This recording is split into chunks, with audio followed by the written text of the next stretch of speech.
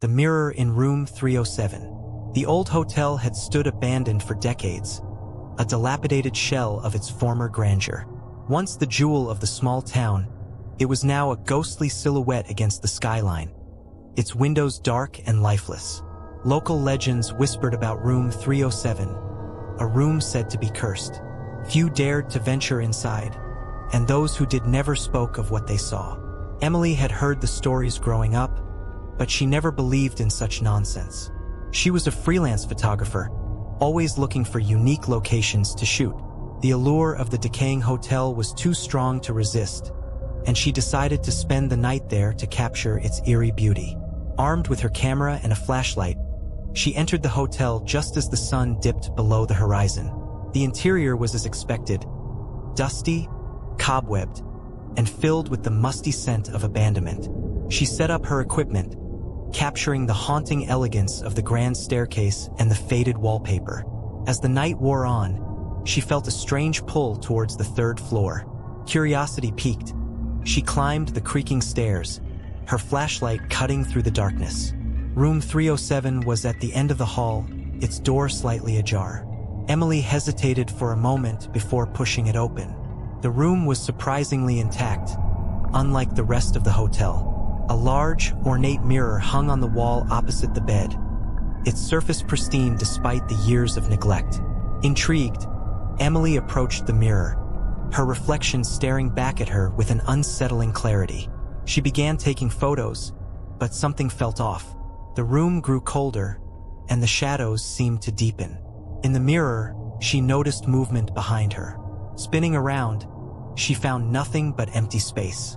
A chill ran down her spine as she turned back to the mirror. This time, her reflection was not alone. A figure stood beside her, a woman with hollow eyes and a twisted smile. Emily's heart pounded as she stumbled back, but the figure remained in the mirror, growing clearer and more menacing. Desperate to escape, she tried to leave the room, but the door slammed shut with a deafening thud. She was trapped. The mirror's surface began to ripple like water, and the ghostly figure stepped out, her movements slow and deliberate. Emily was frozen with fear as the apparition reached out, her cold fingers brushing against Emily's skin. A whisper filled the room, a voice from beyond the grave. "Help me!" The plea was filled with despair and torment. Emily's mind raced as she realized the ghost was a former guest, trapped in the mirror's curse. Summoning all her courage, Emily spoke, her voice trembling. "How can I help you?" The ghost's eyes filled with sorrow. "Break the mirror. Free me."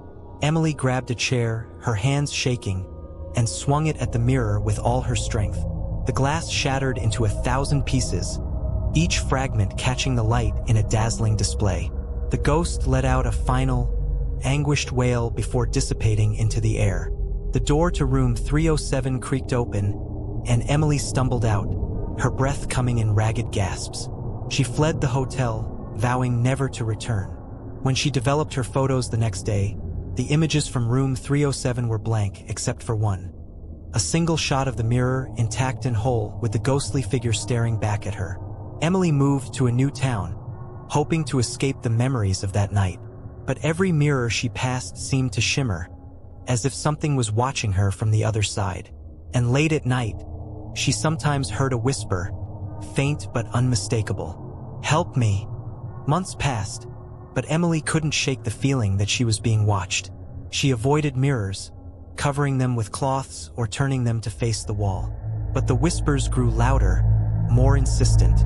Her dreams were haunted by the ghostly figure, her pleas echoing in the darkness. Emily knew she had to do something. She couldn't live like this. Determined to find answers, she returned to the town and sought out its oldest residents. She found Mrs. Hargrove, an elderly woman who had lived there all her life. Mrs. Hargrove's eyes widened when Emily mentioned room 307. "You saw her, didn't you?" Mrs. Hargrove's voice was a trembling whisper. Emily nodded. "Who is she?" Her name was Lillian. She was a guest at the hotel, back when it was still open. They found her dead in room 307, sitting in front of that mirror. No one knows how she died, but they say her spirit got trapped in that room, in that mirror. Emily felt a shiver run down her spine. Why is she still there? Mrs. Hargrove shook her head.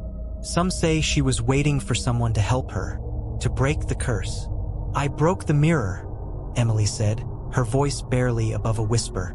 But she's still here. I can still hear her.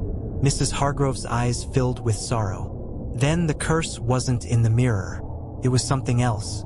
Something that binds her spirit. Desperation clawed at Emily. What can I do? Mrs. Hargrove sighed. The old hotel owner, Mr. Montgomery, was into some strange things. Occult rituals, they said. Maybe something he did trapped her there. You might need to find out what he did. Emily thanked Mrs. Hargrove and set out to find any information she could about Mr. Montgomery. She scoured the town's archives, digging through old newspapers and records.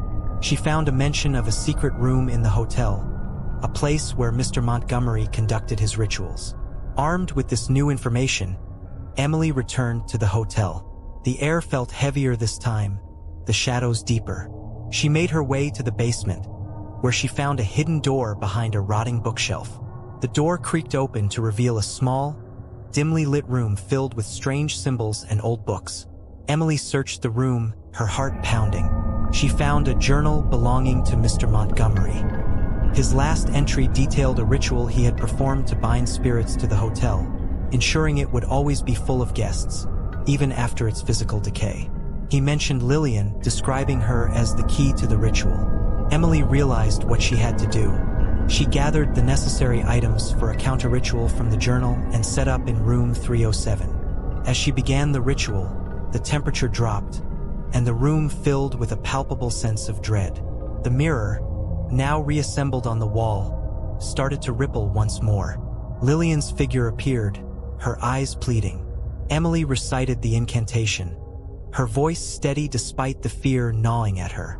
The symbols on the floor glowed faintly, and a gust of icy wind whipped through the room. With a final, echoing word, the ritual completed. Lillian's form began to dissolve, a look of peace replacing the anguish on her face. "Thank you," she whispered, her voice fading as she vanished. The oppressive feeling lifted from the room. Emily collapsed to the floor, tears streaming down her face. She had done it. She had freed Lillian. Leaving the hotel for the last time, Emily felt a weight lift from her shoulders. The whispers ceased, and the mirrors no longer shimmered with unseen eyes. She knew the hotel would remain abandoned, a relic of a dark past, but its ghostly inhabitant was finally at peace. Emily continued her photography, finding beauty in the most unexpected places. But she never forgot Lillian and the night she freed a tormented soul. And every so often, she would hear a faint, grateful whisper in the wind, reminding her that some stories, no matter how dark, can have a hopeful end.